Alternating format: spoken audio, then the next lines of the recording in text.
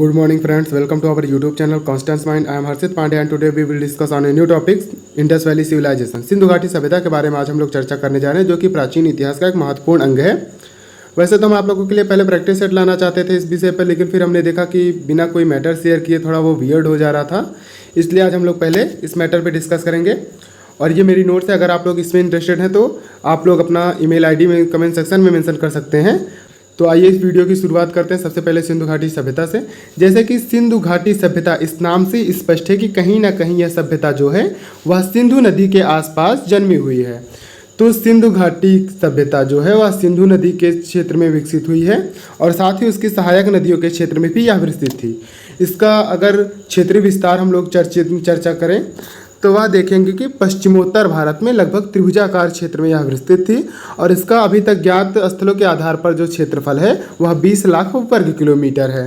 अभी जैसा कि आप लोग देख सकते हैं कि इसका विस्तार जो है स्पष्ट रूप से भारत के पश्चिमोत्तर में लगभग त्रिभुजाकार जो कि 20 लाख वर्ग किलोमीटर में फैला हुआ है। उसके बाद अगर हम लोग सिंधु घाटी सभ्यता के क्षेत्र विस्तार के बारे में बात करें तो यह उत्तर दिशा में कश्मीर के मांदा जिले से लेकर दक्षिण में महाराष्ट्र के दाइमाबाद शहर तक, पूर्व में यूपी के आलमगीर से लेकर पश्चिम में पाकिस्तान और ईरान के बॉर्डर पर स्थित सुतकांगी डोर तक फैला हुआ है। और अगर इसका क्षेत्र विस्तार ध्यान से देखा जाए तो सभी शहर कहीं ना कहीं किसी नदी के किनारे स्थित हैं। ठीक इसी प्रकार से जैसे उत्तर दिशा में मांडा जिला कश्मीर में है और यह चिनाब नदी के किनारे स्थित है, दक्षिण का दाइमाबाद महाराष्ट्र में है और यह गोदावरी नदी के किनारे स्थित है। ध्यान दीजिएगा कई जगह यह नर्मदा नदी मिलता है। अगर ऑप्शन में गोदावरी नर्मदा दोनों मिलेगा तो आपको गोदावरी टिक करना है, अगर गोदावरी नहीं रहेगा तो वहाँ पे नर्मदा सही होगा। पूर्व में आलमगीरपुर जो कि यूपी में है, हिंडन नदी के किनारे है।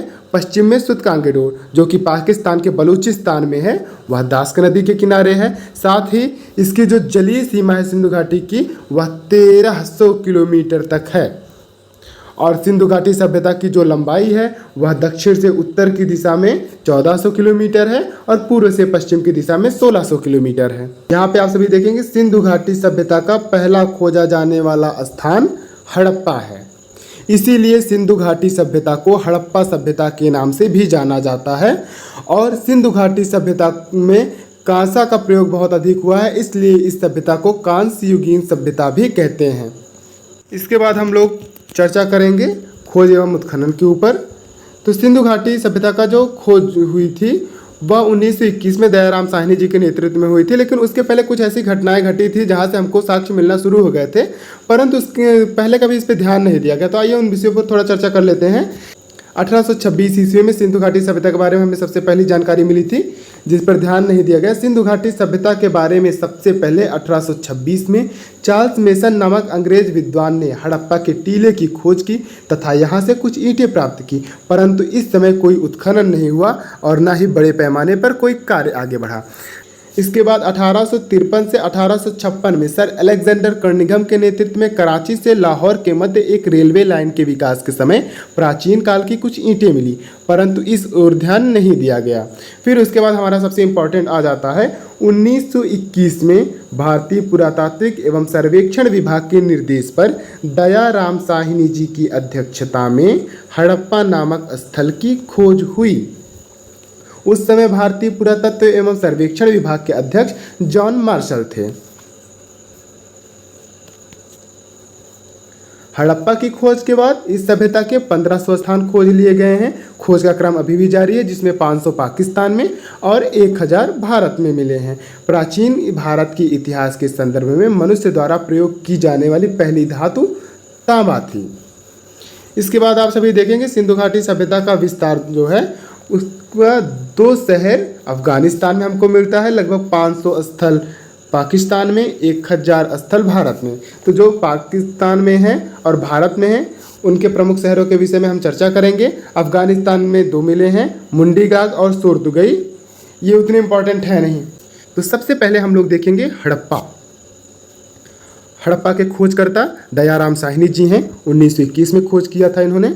उत्खननकर्ता माधव स्वरूप वत्स 1923 में और व्हीलर 1946 में। इसकी जो स्थिति है, लोकेशन इसका पाकिस्तान के पंजाब प्रांत में मोंटगोमरी जिले में रावी नदी के बाएं तट पर है। मोंटगोमरी जिले का वर्तमान नाम शाहीवाल है। नगर की रक्षा के लिए पश्चिम में बने दुर्ग को व्हीलर ने माउंट एबी की संज्ञा दी है। उसके बाद आप लोग देखेंगे हड़प्पा में 6-6 की 2 पंक्तियों में निर्मित कुल 12 कमरों वाला अन्नागार मिला है। ये नदी के निकट था, इसका मुंह नदी की ओर खुलता था जहां से व्यापार होता था। उसके बाद आप लोग देखेंगे पश्चिम टीले में मजदूर आवास मिले हैं जिसे श्रमिक कहते थे। दोस्तों वह दुर्ग होता था, उसमें 2 तरह के घर बने होते थे, एक थोड़ा ऊपरी स्थान पे था तथा दूसरा निम्न स्थान पे था। ऐसा कहा जाता है कि जो ऊपरी क्षेत्र था उसमें संभ्रांत लोग रहते थे और जो नीचे का स्थान था उसमें श्रमिक वर्ग रहा करता था। इसके बाद 18 वृत्ताकार चबूतरे मिले हैं। गेहूं और जौ के दानों के साक्ष्य मिले हैं। एक लकड़ी की कब्र मिली है जिसे R37 कहा गया है। मातृदेवी की मर्ण मूर्ति मिली है। लिंग पूजा के साक्ष्य मिले हैं। पक्की ईंटों के आवास तथा जल निकासी के प्रमाण मिले हैं। लाल बलुआ पत्थर से निर्मित मनुष्य की मूर्ति मिली है। तांबे की इक्का गाड़ी मिली है। अभिलेख वाली मुहरें सबसे ज़्यादा हड़प्पा से मिली हैं। पुजारी की एक पत्थर की मूर्ति मिली है। एक बर्तन पर मछुआरे का चिन्ह मिला है। शंख का बना बैल मिला है। स्त्री के गर्भ से निकले पौधे का चित्र और सबसे इम्पॉर्टेंट श्रृंगारदान व काजल के साक्ष्य हड़प्पा से मिले हुए हैं। जैसा कि आप लोग अभी स्क्रीन पे देख सकते हैं, यह वह अन्नागार है जो हड़प्पा सभ्यता से मिला है। ये है हड़प्पा सभ्यता की नगरीय व्यवस्था, पक्के मकान, गलियां से व्यवस्थित। तो आइए एक बार हड़प्पा सभ्यता के महत्वपूर्ण बिंदुओं पर निगाह डाल लेते हैं। यहाँ से सबसे ज़्यादा इम्पॉर्टेंट है ये 6-6 कमरों वाला अन्नागार। उसके बाद 18 वृत्ताकार चबूतरे, गेहूं और जौ के दानों के साक्ष्य मोस्ट इंपॉर्टेंट, एक लकड़ी की कब्र जिसे R37 कहा गया है। उसके बाद लाल बलुआ पत्थर से निर्मित मनुष्य की मूर्ति। अभिलेख वाली मुहरें सबसे ज़्यादा हड़प्पा से मिली हैं। पुजारी की पत्थर की मूर्ति और सबसे ज़्यादा इम्पॉर्टेंट श्रृंगारदान व काजल के साक्ष्य हड़प्पा से मिले हैं। ठीक है दोस्तों, आज के वीडियो को यहीं पे सीमित करते हैं। इसके आगे अगले वीडियो में मुलाकात होगी।